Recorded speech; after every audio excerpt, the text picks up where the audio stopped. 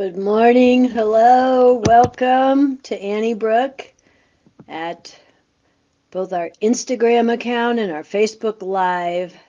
Hello, Robert. And what are we going to do today? Hi, Elizabeth. Oh, hello, everybody. What a treat. I'm so glad you're here. And this is what we do. We have to show up, right? And one of the things we're talking about today is what gets in the way of showing up. Showing up as an adult. It's noon. Whoa. Oh, that's right, of course. So glad you're here for your lunch break. And what I'm excited about today and this whole next month is really looking at how abandonment fears, the fear of being abandonment, gets encoded in the brain. Hi, Stefan. Welcome, everyone. Thanks for coming on. It's so much fun to play with you with our geeky somatic way of exploring relationship and interaction in the world because it all lands in our somatic, meaning our soma, meaning our body-mind presence.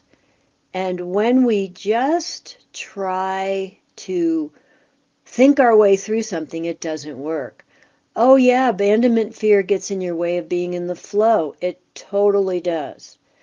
If you are organized deep in your primitive brain about being left, about not having your needs met from a very, very young place, there are lots of little peculiar behaviors can get in the way of you being in the flow of your life. You know, when we're in the flow, that we have an inner kind of confidence. We have an inner kind of trust. So let's take a moment and I want to help you stabilize your brain so that you can be in the flow. Because if it's usually our brain that starts to get hypervigilant and scanning, right? We're scanning for danger, we're scanning for cues that we're going to be abandoned. And guess what? We can make it happen out of our vigilance because we literally can push people away. So if you're feeling desperate in a relationship or, we're going to talk a lot about this. I have a lot to say because I've worked with so many clients to help them come out of this fear. But let's start with our alternate nostril breathing. So I'm going to have you first just take a few deep breaths through your nose. Blow your nose if you need to. And I want you, as you inhale, to feel the sensations through your chest. And notice, does it open your back of your lungs? Hello, Dana. Hello.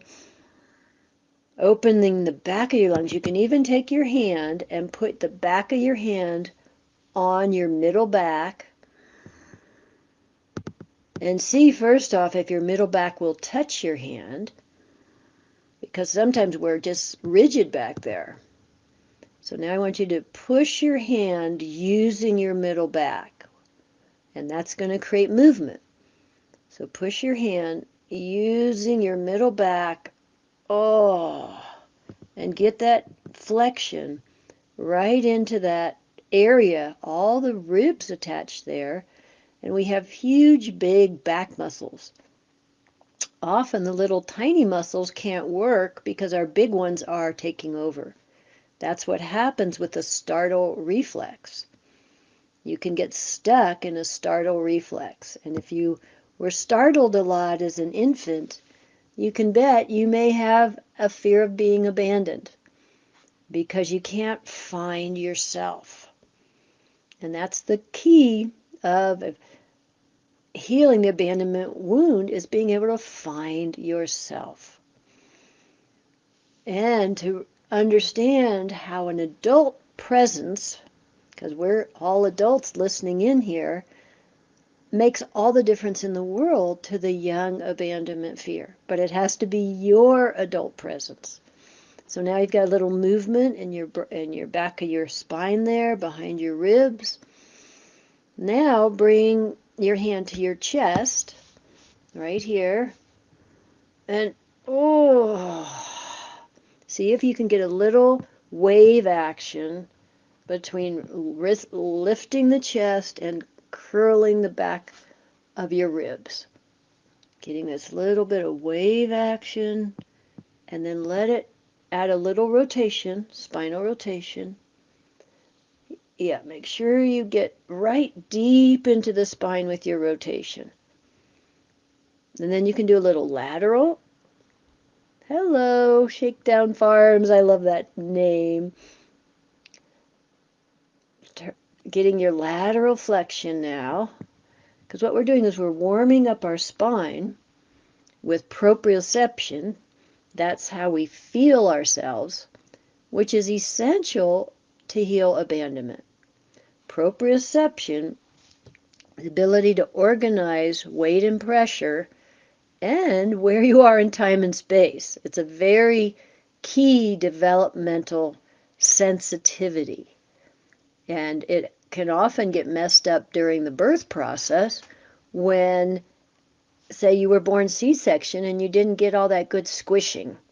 Or say you got stuck and your proprioception got loaded with fear and anticipation of distress. Or you had chemicals that took away your proprioception. Oh my gosh, right? But we can reclaim it. So I'm holding my shoulder right now, and I'm giving it a little squeeze. I'm giving myself some proprioception, and then I'm going to use my shoulder to move my hand. We often think our hand is the toucher, but I can tell you, once you learn how to touch back from your body, then it's a reciprocal dialogue. That's when you get the sense of relationship in touch. So there's so many places to go, but I want to go back now to our alternate breathing. So if you haven't taken a few deep inhales, blown your nose, we're going to stabilize the brain in order to explore the wound of abandonment. So now close off your left nostril. Some people like to do it like this. They put a hand here and they use their thumb and their finger side to side. Other people just like to do this and this. You do what works for you. I'm going to close off my left nostril and inhale and exhale through the right. Hello, welcome. Do that a few times, opening up the right channel.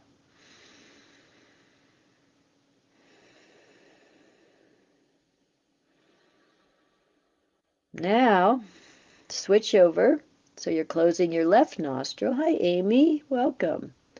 We're doing alternate nostril breathing. Close off your right nostril. And when you inhale and exhale, notice if the back of your ribs are opening. The big lobes, back lobes of the lungs. Now we're going to go into the alternate nostril breathing. So however you like to hold your hand, like this, or some people put a finger here and they go one side the other, like that, or like that, whatever works for you. But now close off your right and inhale with your left. All the way up. Close off your left and exhale through the right. And make sure you exhale all the way. Inhale on the right side. And close it off. I'm going to make my hands different so you can see better. Exhaling through the left. Inhaling.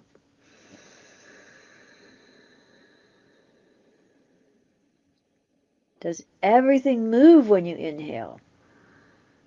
Close off the left. Exhale through the right. all the way. Inhale right. Now at the top of the inhale, smile. And feel the circulation between the sides of your brain.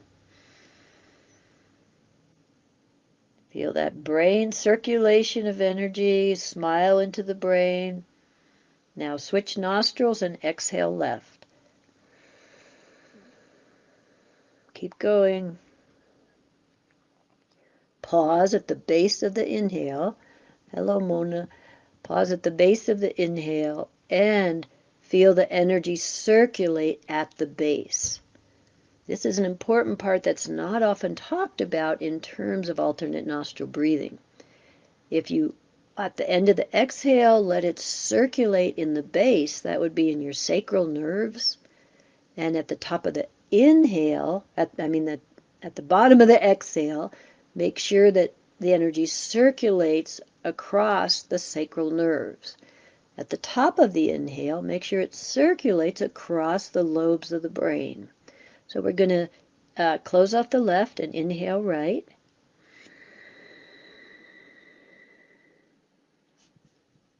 At the top, let it circulate.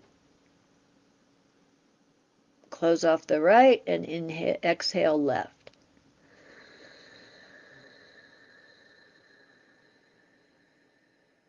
Feel it circulate at the base. Inhale left.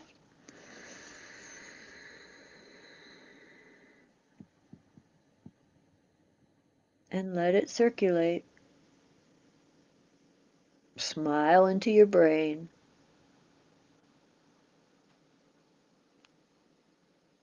Exhale right.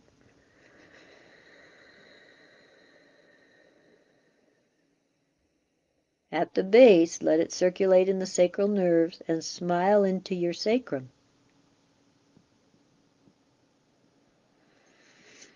Now just do a few on your own timing so that you can explore the sensation of circulating at the top of your brain and inside your sacrum through your alternate nostril breathing.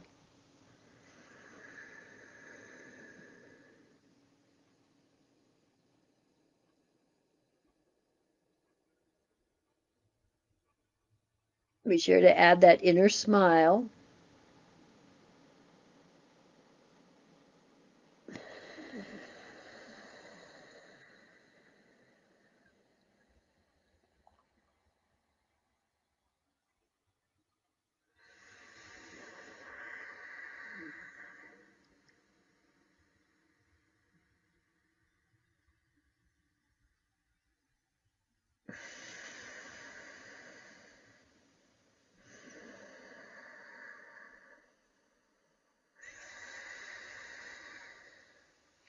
So begin to finish up your alternate nostril breathing.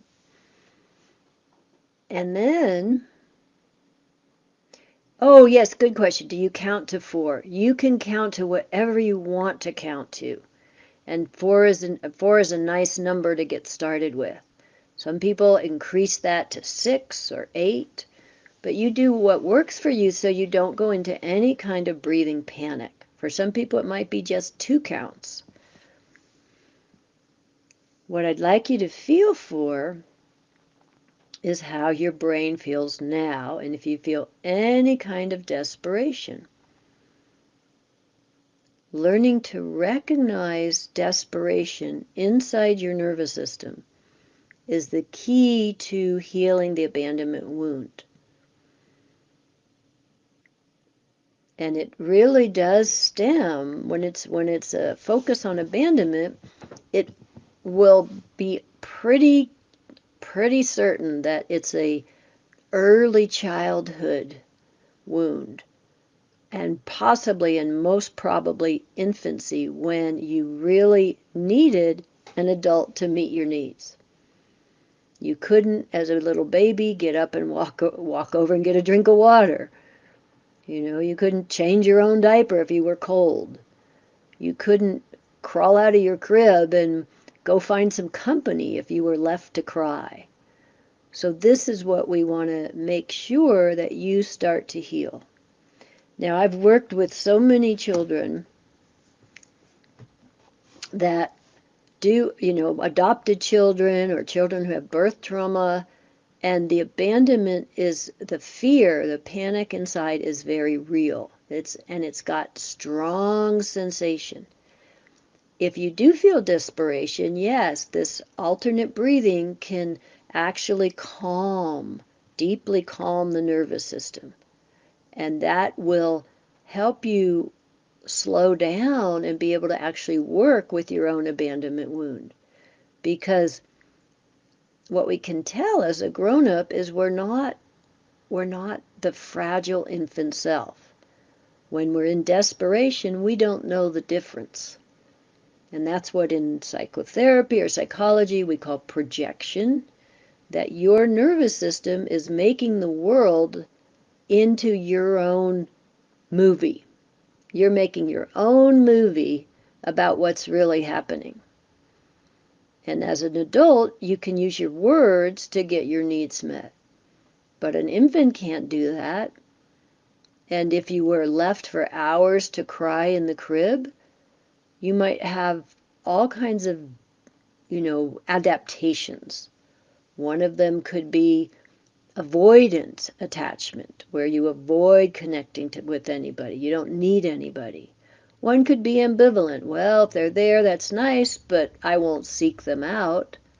And then the one that creates the most damage often in partnership, well, they all do. They all create some damage there.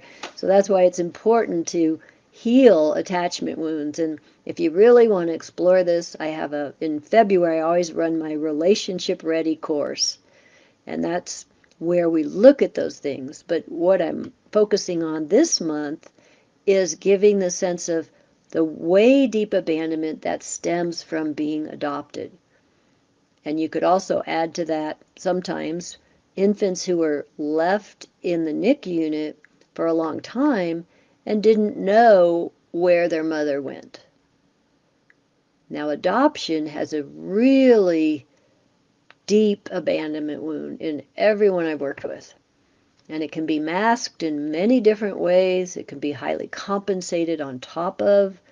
It doesn't mean you're broken, but it means to understand the depth of abandonment and how to work with it.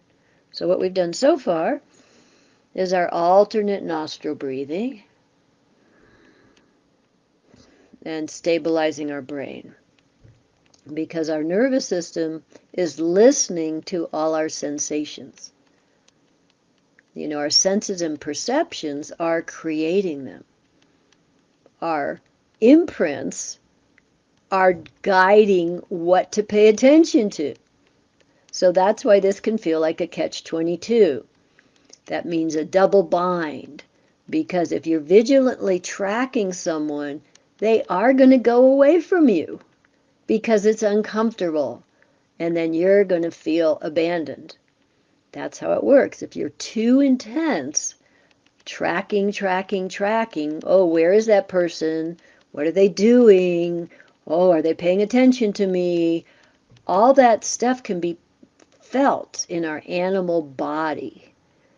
And when we feel that, when somebody feels like they're being tracked, they're going to get tense.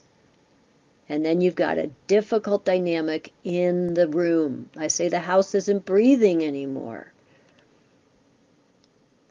Yeah, people who are left alone to cry in the crib can get disorganized. So it's your job, now that you know the story, to be able to use the body tools to help yourself.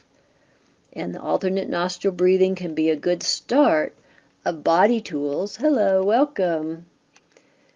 In order to organize a kind of midline, a secure, you could say embryological midline, you could say, balancing the brain, you could say organizing a sense of self. Many meditations teach about grounding. And so here, when we did the alternate nostril breathing, we were circulating the energy through the sacral nerves. That's the base. And then with grounding, you would imagine, whoa, sending that energy down into the earth. And that's important because that's, where there is a magnetism between heaven and earth, and that's where we live. Oh, a question about letting the baby cry it out. That is complex. Letting a baby cry and cry and cry isn't really useful in the first year. People think, oh, the baby's controlling me and all of that, but it's not really useful to leave the baby in isolation. Now, I want to qualify this because sometimes mothers are exhausted and they can't get any rest. If the baby had a birth trauma and the mom doesn't realize it, or they haven't used touch to help the baby, or the baby has what they say colic, often you can use hands-on work to help the baby relax, or cranial work, or tell the birth story. But then the mother needs to get some rest as well. So we want to look at this as a dyad experience, not that the mom's bad, but if the mom is just following protocol, like, oh, I'm supposed to let my baby cry, then that's off base because the mother isn't attuned to the infant. Now, with adoption, I have talked to adopted parents who have said, oh my gosh, my baby screamed for the first year. Can you imagine the sensory overload of the mother or the father with a baby that cries incessantly? Let's take a moment and let's send a big, warm heart hug to all the little babies who around the world who are in those adoption orphanages. Send them a big, stabilizing heart hug.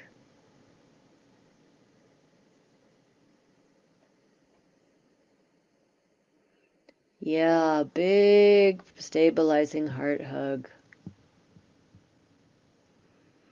And someone is asking about being a people pleaser. Well, often if you're afraid of being abandoned, you will try to, we call it anxious, an anxious, a controlling,